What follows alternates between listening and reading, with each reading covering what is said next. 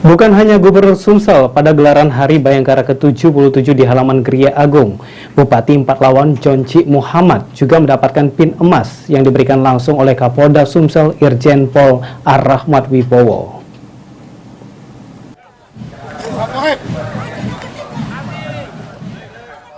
Hari Bayangkara ke-77 yang digelar di halaman Geria Agung Palembang berjalan dengan sangat meriah dengan berbagai macam rangkaian acara. Salah satunya adalah pemberian pin emas kepada gubernur dan kepala daerah lainnya di Sumsel.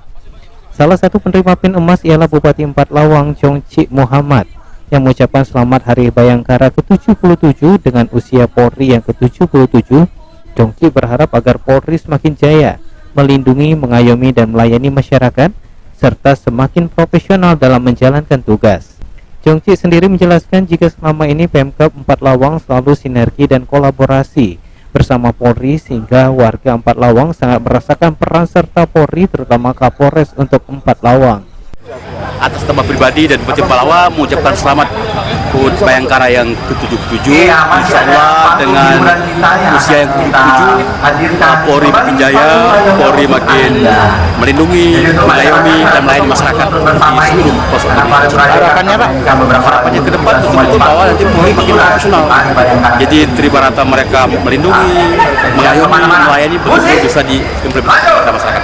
Yang dapat pin emas Pak gimana? Alhamdulillah nanti bentuk sinergi, bentuk kolaborasi, bentuk bersama dengan Polri. Saya sebagai perantau Bunda merasakan betul bahwa peran serta Polri Kapolres dalam hal ini betul-betul luar biasa Empatlawan. Sebab itu apa yang bisa kita buat, apa yang kita berikan untuk Polri, untuk Polres Empatlawan.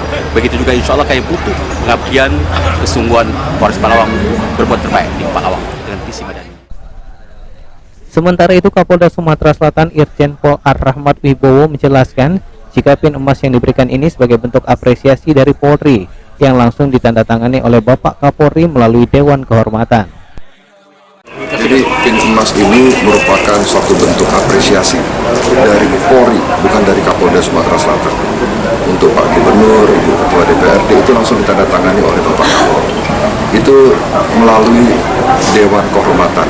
Jadi beliau sudah memenuhi syarat untuk menerima penghargaan dalam bentuk pin emas.